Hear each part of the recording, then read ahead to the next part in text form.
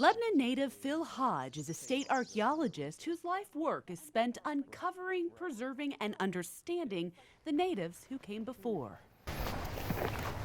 Leading us down a gravel path lined by shade trees at Sellars Farm State Archaeological area. It's a passage. Hodge guides us to 10 acres of undeveloped land nestled along a horseshoe bend of Spring Creek. It's a place where you can experience, to some degree, what it was like 1,000 years ago. In the distance, a grand site built by pre-contact Native Americans. The centerpiece of the site would have been the large platform mound that would have housed the chief. Rising 15 feet into the air, Hodge takes us to the top. Standing up here, the vantage point Right. is absolutely breathtaking. Right. And to imagine that this would have been homes and lands and essentially a little neighborhood. Absolutely. That was an entire town. Renderings reimagine the village with huts, an open space for gatherings, and fields yielding corn, squash, and beans, where upwards of 1,000 people lived.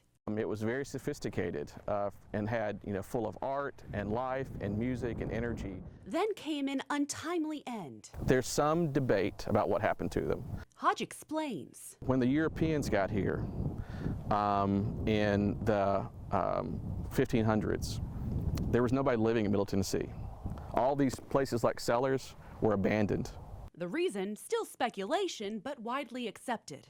We think that there was a mega drought that started in between AD 1000 or 1100 and about 1400.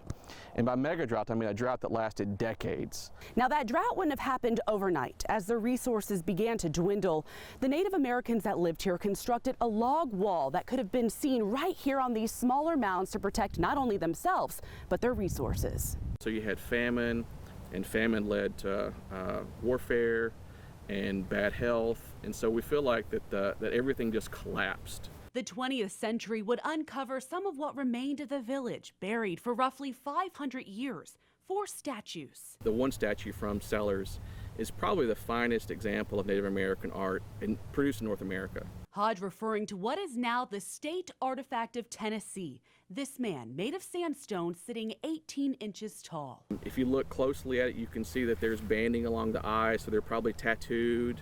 And if you turn the statue around, you see braids in the back of the head.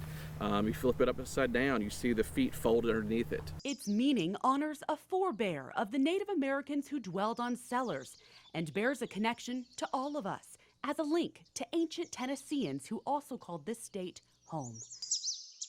Alex Dennis, News 2.